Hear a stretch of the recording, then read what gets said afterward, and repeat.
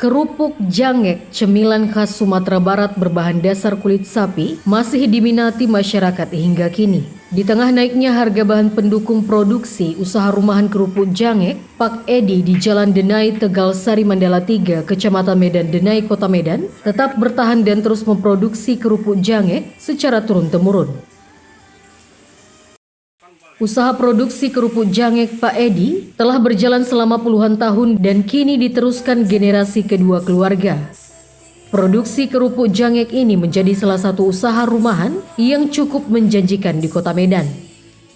Pemilik usaha Nofri Tanjung menjelaskan proses pengolahan kerupuk jangek membutuhkan waktu cukup panjang hingga hampir 1 minggu. Proses dimulai dari pembersihan bulu kulit sapi, perebusan, pemotongan berbentuk dadu, hingga penjemuran. Setelah dijemur, kulit sapi kembali dicuci dan diberi garam serta bumbu perasa. Selanjutnya dilakukan proses penjemuran lanjutan sebelum akhirnya digoreng hingga menjadi kerupuk jangek siap konsumsi. Dalam sehari, produksi kerupuk jangek dapat menghabiskan bahan baku kulit sapi sebanyak 100 hingga 150 kg. Bahan baku tersebut diperoleh dari rumah potong hewan di wilayah Sumatera Utara. Iya, kalau untuk proses cukup panjang ya, prosesnya bisa sampai kurang lebih 1 minggu. Prosesnya dari barang mentah dia kulit basah sampai dengan kerupuk jangek, jadi kerupuk jangek yang biasa kita makan itu kurang lebih 1 minggu. Prosesnya panjang, itu dari proses pembuangan bulunya, perebusan, kemudian dipotong bentuk-bentuk dadu, kemudian nanti dijemur, habis dijemur kita cuci terus kita jemur lagi, kasih garam ya, bumbu rasanya, kemudian kita jemur lagi, habis kita jemur itu baru masuk ke penggorengan itu kurang lebih sekitar dari tahap penjemuran ke penggorengan itu kurang lebih sekitar 6 jam lagi kita penggorengannya. Setelah 6 jam baru kita goreng terakhir, baru dia jadi kerupuk jangek. Untuk satu hari biasa berapa menghabiskan ini ya Bang? Kalau satu hari kurang lebih sekitar 100 kilo kulit sapi ya, 100 kilo sampai 150 kilo per hari. Untuk kulit sapi dapat dari mana Bang? Kalau kulit sapi kita dapat dari rumah potong. Rumah potong, terus nanti ada kita gudang pengolahannya lagi, baru nanti gudang kita kan dua nih, dari bahan mentahnya kulit basah, kemudian ke barang setengah jadi, nanti oper ke gudang kita yang setengah jadi ke barang jadi. Proses di sini. Bang, dari sejak kapan Bang ini Bang berdiri Bang? Kalau jangek Pak Edi itu dia dari kurang lebih sekitar 35 tahun yang lalu, karena itu dari zaman bapak dulu yang buka ya.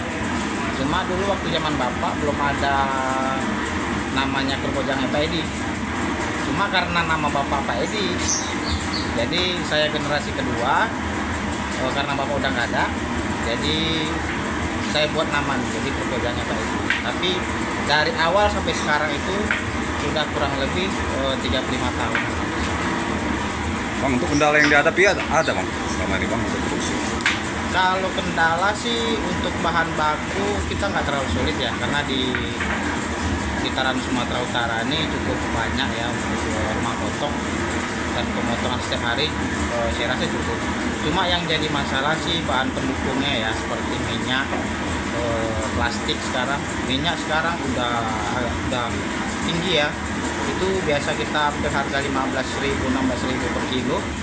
Ini sekarang udah 20.000 per kilo. Jadi kurang lebih 5.000, 4.000, 5.000 udah naikannya. Terus di plastik lebih parah.